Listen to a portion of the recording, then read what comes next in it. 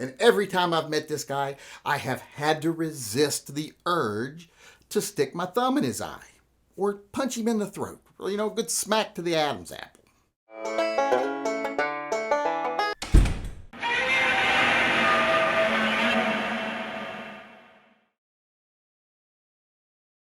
Hey everybody, Yankee here. I live in Washington State. Most of you already know that. In fact, I live right smack in the middle of Bigfoot country, Skamania County, Washington. And we're not just well known for Bigfoot and being the first place to make it illegal to harm a Bigfoot. We're also well known here in Washington for being a testing ground for Bloomberg and his anti-gun legislation, his Anti-2A schemes. If he can get stuff passed here, he then takes it everywhere else. We're his testing ground. One of his testing grounds. And in fact, if you go to one of our senators or congressmen and say, hey, I've got a question about this Anti-2A bill you just put forward, and you put something in writing so they'll respond to it, you request information, you don't get a response from our legislators or our people we hired to write the laws. You get a response from the Bloomberg group because they actually wrote the legislation, which I think is a shame that outside sources that don't even live in our state are writing our laws. That's disgusting to me. But that's the way it is.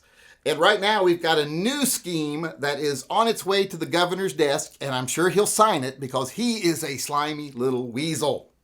Used to be our attorney general. I've met him a couple of times, and every time I've met this guy, I have had to resist the urge to stick my thumb in his eye or punch him in the throat. Well, good smack to the Adam's apple.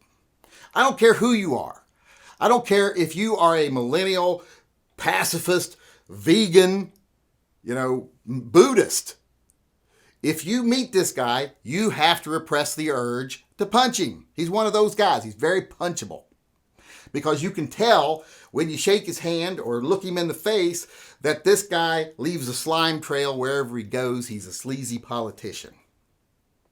And like I said, he's going to sign this bill.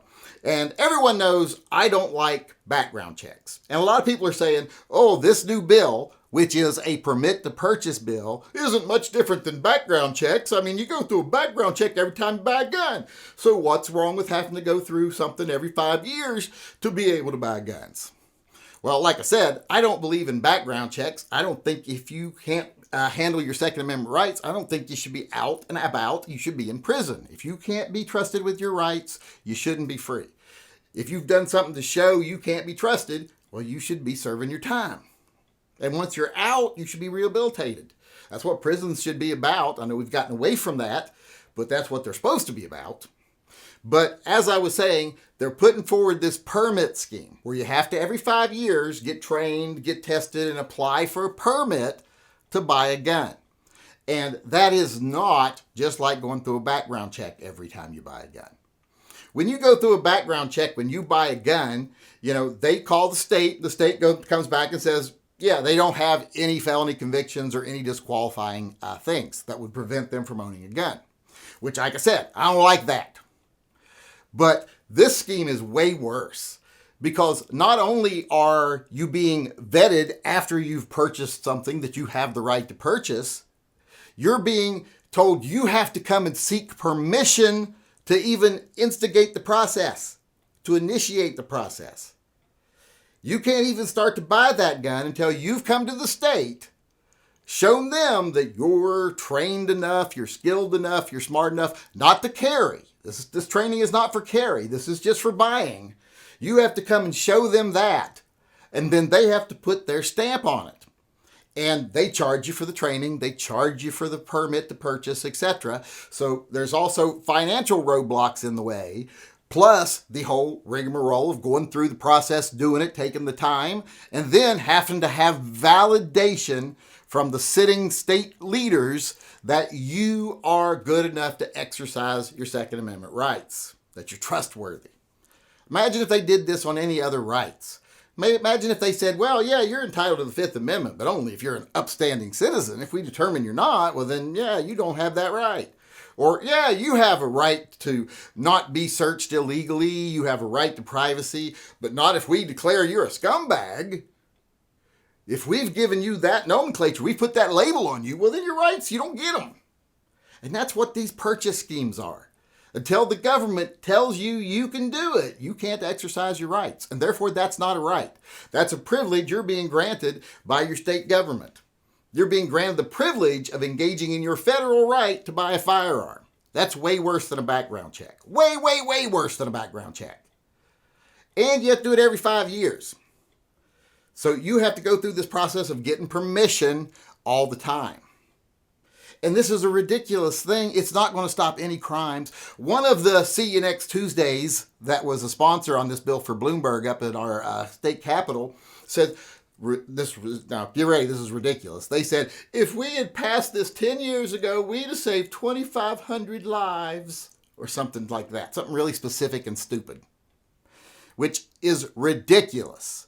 Because there's no way you could show that whatsoever. There's no way to even set forth a plan where this would logically stop a crime. Because most people who commit crimes bought their guns legally. They would qualify for a permit. So unless you're going to start denying people preemptively because of what you think they might do, you wouldn't stop a single crime. Because when people go on rampages and harm their family members, themselves, or other people, they bought those guns legally. That's 90% of the time. The rest of the time, they've been stolen from somebody who bought them legally.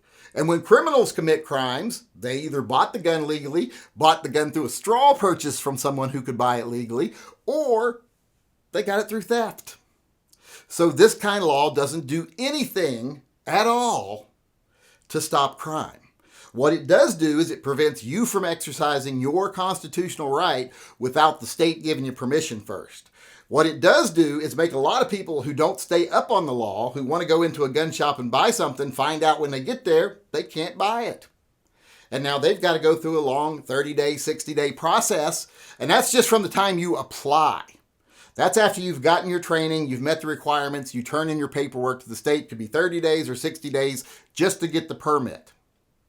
And that's if they have the manpower and the money. We've seen lately they've been delaying things because they don't have the manpower or the money, even though they always say these will pay for themselves. They never do. So that's what you're looking at. People going into gun shops. This is their main goal, I think. People going into gun shops saying, I want to buy this and support your business. And they're saying, do you have your permit? And they're like, permit? What? So there's a lost sale. At least going to be at least 30 to 60 days minimum, because like I said, that's after you've already applied, after you got your training and everything. So that's going to hurt gun shops. That's going to cut a lot of their business out. And a lot of these shops are working month to month. You know, they're like most people. They're a couple paydays away from poverty if they miss a couple of checks. So that's just another attack on retailers.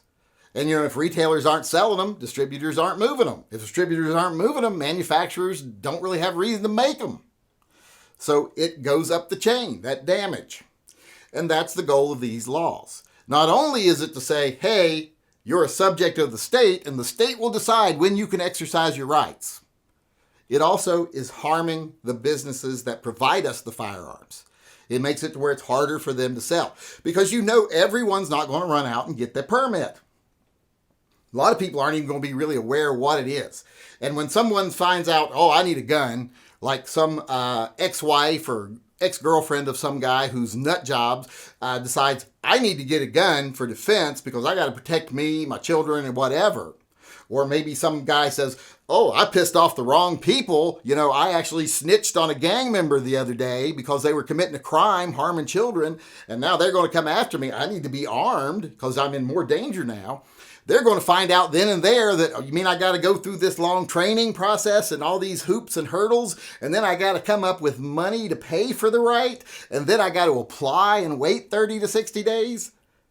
Yeah, that's all that's going to be. It's going to be a way to put people in harm. I would go on record as saying right now, I guarantee that this type of law costs more lives than it saves, like waiting periods. You can show where they've cost lives, but there's no evidence that they've ever saved one. This would be the same thing. The only thing you can show this kind of law does do, it makes you a subject, like I said, of the state, but more importantly, it damages firearms retailers. And lately, that's been Bloomberg's big thing. Remember, they had that big conference and they said, hey, we're having a lot of setbacks on denying people actual rights. So we're going to have to change gears here, and we're just going to have to make it harder for them to be able to find a business that will sell them a gun that's still in business. If we can run them out of business, it doesn't matter if they have the right to buy a gun if there's no place to get it. And if it gets to where it's just online sales, well, we got some legislation waiting for that. Some interstate commerce things saying you can't buy guns online. You got to be face-to-face for who you're buying it from. They've got that ready already too. So no, these permits to purchase aren't just like a background check. It isn't just like getting a carry permit. It's your right to buy a gun being subjugated and suspended by the state until you provide them money, proof that you're capable, which I don't remember any other right in the Constitution you have to prove you're capable for, and then wait, and then only last a few years once you do get it. You have to start all over again every 5 years. So it's just barrier after barrier against people being able to exercise their right, and it's meant to harm retailers, distributors, and manufacturers, and that's Bloomberg's real purpose. You take a background check every time you buy a gun, and these aren't much here in Washington state. Okay, but lately you might in Washington. So sometimes there's Washington state. God damn it. Hey everybody, Yankee. God damn. You're going to want to punch this guy in the face. That's horrible. That was not good. That's horrible. Get it together. In fact, I don't care how peaceful you are. I'm swallowed weird. If you look at the it's clear who writes the legislation. What was I saying? I lost my place. It was the first place ever to make it... For having been the first place to ever make it illegal to kill a Bigfoot. I live right in the smack. And one of the things we're facing right now is... I forgot the whole part.